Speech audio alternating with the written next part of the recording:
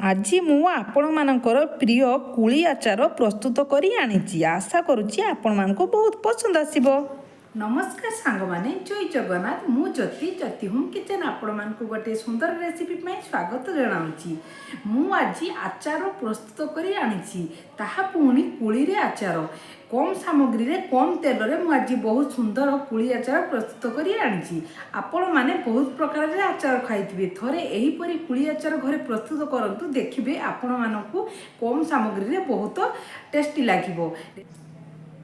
Recipe देखा पूर्व जदि चैनल नुआ अच्छा वीडियो को जदि सब्सक्राइब करना प्लीज सब्सक्राइब करदे पाखे बेल आइकन को दबीदेवे जहाँफल नुआ नुआ वीडियो सर्वप्रथम देखिपारे।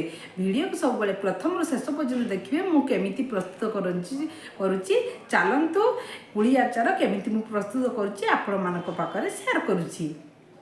देखंतु कुली आचार प्रस्तुत करने मु किछि बरकुली को भल से धोई आनिछि। एबे ताहाको खरारे सुकिया पाई छाड़िबा सेति मु किछि लूण देई ताहाको खरारे सुकिया पाई छाड़ी देली। देखंतु मु लूण देई भल से गुळेई देली। लूण देले ता भितर को पसिबो ओ शीघ्र सुखी जिवो। देखंतु कुली गुड़िक सब सुखी जाइछि। एबे कुली गुड़िक सब कुली को दुई फाळ करदबा काहेकि ना ता भितर को मिठा पसिबो ओ मसला पसिबो। सेति सब कुली को एमिति दुई खंड करि नेबी। देखंतु मु सब कुली को दुई खंड करि नउची।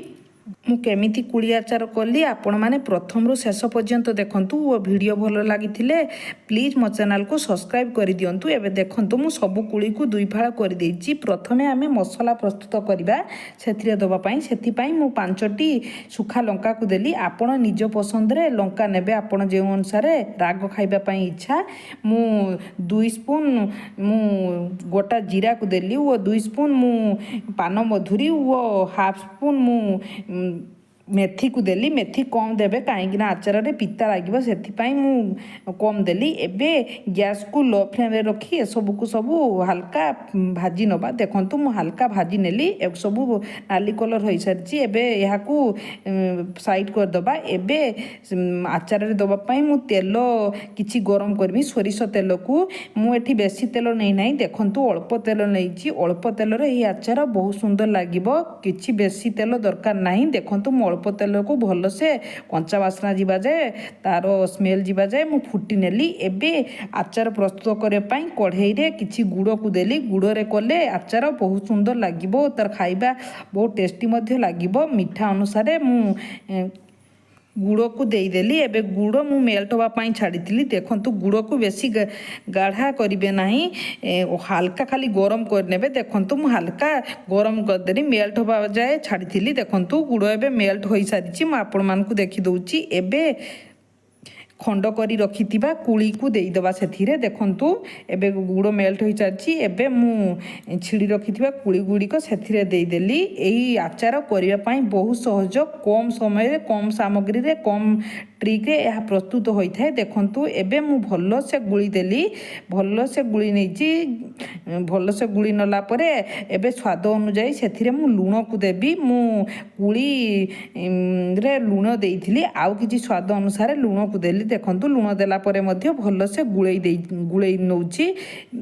गुली सहित भल से गुळेई नेली। एबे सेथिरे आमे मसला प्रस्तुत करथिले ताहाको मु ग्राइंडिंग करी नेई आसीची। एबे से सब को मु सेथिरे देई देली। देखंतु मु मसला को सेथिरे देई देली। मु अल्प मसला को देली आउ अधे रखिली अधे मसला को देली आउ अधे पोरे देबी। देखंतु एही परी मो स्टाइल कुली आचार करंतु देखिया पाई खाइबा पाई बहुत टेस्टी वो या को स्टोर करी आपण माने गोटे वर्ष रु 1.5 वर्ष रखी घरे खाई परिबे। एबे गैस को मु बंद कर दीची। एबे गरम करी रखिथिबा तेल को सेथिरे मु देई देली। देखंतु तेल को मु देई देइची। तेल देला परे मध्य मु भल से देखंतु गुळेई देबी। एबे तेल देला परे मु भल से गुळेई देली। गैस को बंद कर देबे काहेकि ना गुड़ शिरा होई जिवो भल होबो नाही सेति पई गैस को बंद कर देबे। एबे देखंतु मु भल से गुळेई सारला परे लास्ट रे आउ रखिथिबा गुंड मसला को मु सेथिरे देई देली। देखंतु आउ किछि रखिथिबा गुंड को सेथिरे देई देली। लास्ट देले यार फ्लेवर बहुत सुंदर आसीबो सेति पई मु लास्ट रे देई देली।